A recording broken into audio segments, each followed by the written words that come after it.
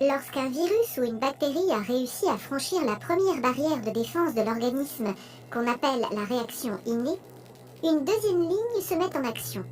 C'est l'immunité adaptative. Ce deuxième bouclier protecteur fait appel à des globules blancs spécifiques aux vertébrés, les lymphocytes. Les lymphocytes sont des cellules très spécialisées capables de s'opposer à un antigène agresseur et un seul. Il y a en principe dans notre corps autant de types de lymphocytes que de types d'antigènes.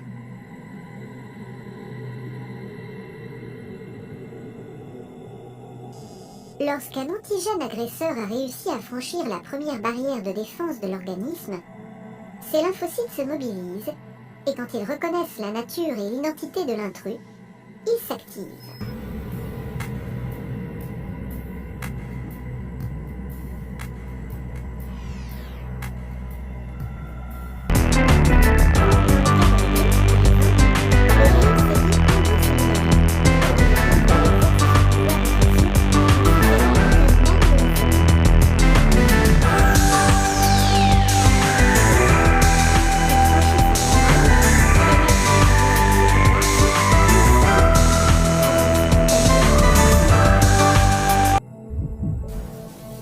La cellule infectée présente alors à la surface de sa membrane des éléments identificateurs de l'antigène agresseur qui l'a contaminé.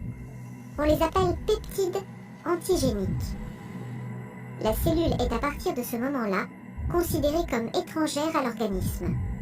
Contre ces antigènes se logeant au cœur des cellules, la réponse de l'immunité adaptative est dite à médiation cellulaire. Tout commence lors de la réaction inflammatoire. À ce moment-là, certaines cellules immunitaires, les cellules présentatrices d'antigènes qui ont été les premières à entrer en contact avec l'antigène agresseur, captent son identité et la présentent à leur surface. Les cellules dendritiques exposent le peptide de l'antigène. Jouant un rôle de messager, ces cellules présentatrices d'antigènes, dès lors porteuses du peptide, la fiche d'identité de l'agresseur, migrent vers les ganglions lymphatiques où résident des lymphocytes T4 et T8 dormants. Elles présentent le peptide collecté aux lymphocytes spécialisés dans la réaction à l'antigène présent dans le corps et à celui-là seulement. Une fois le message transmis et le dialogue établi, le lymphocyte T4 concerné est activé. Il va devenir une véritable plaque tournante de la réaction qui va suivre. Il commence par se multiplier en un grand nombre de clones. C'est ce qu'on appelle la mitose.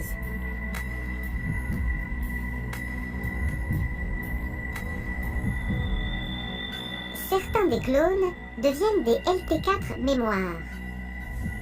D'autres, appelés alors LT helper ou LT auxiliaires, deviennent capables de synthétiser et de sécréter des médiateurs chimiques, des cytokines, nommées interleukines, ou lymphokines, qui vont déclencher la réaction des autres lymphocytes.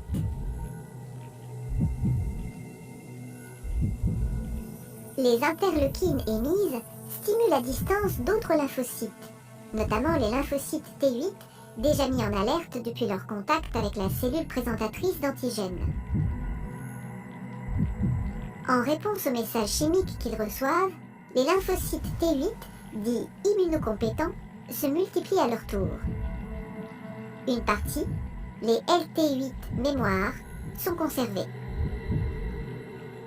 Les autres deviennent des cellules tueuses qu'on appelle lymphocytes T cytotoxiques.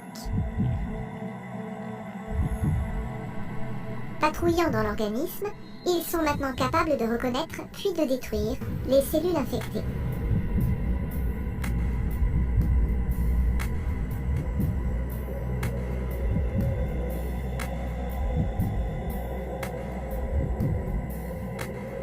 Mais d'autres agents infectieux peuvent agir en demeurant à l'extérieur des cellules.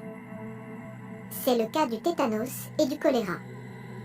Contre ces antigènes agresseurs nommés extracellulaires, la réponse adaptative est dite à médiation humorale.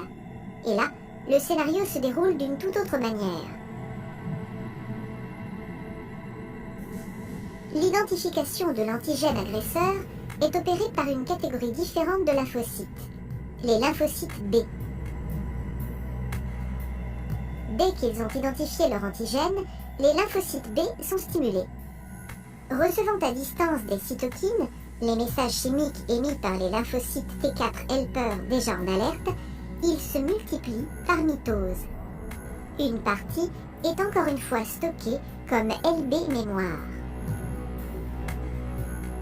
Les autres clones se transforment en plasmocytes anti-antigènes.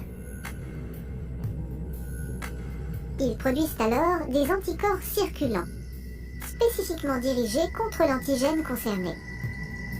Ces anticorps circulants sont sécrétés en grande quantité dans le plasma, à raison de 2000 à 5000 à la seconde. Dès qu'ils rencontrent l'antigène agresseur, ils se lient à lui en nombre et forment une sorte de filet qui le neutralise. Toutes les cellules mortes, ainsi que les débris cellulaires résultant de la réponse immunitaire, sont éliminés par les macrophages, les éboueurs du corps humain.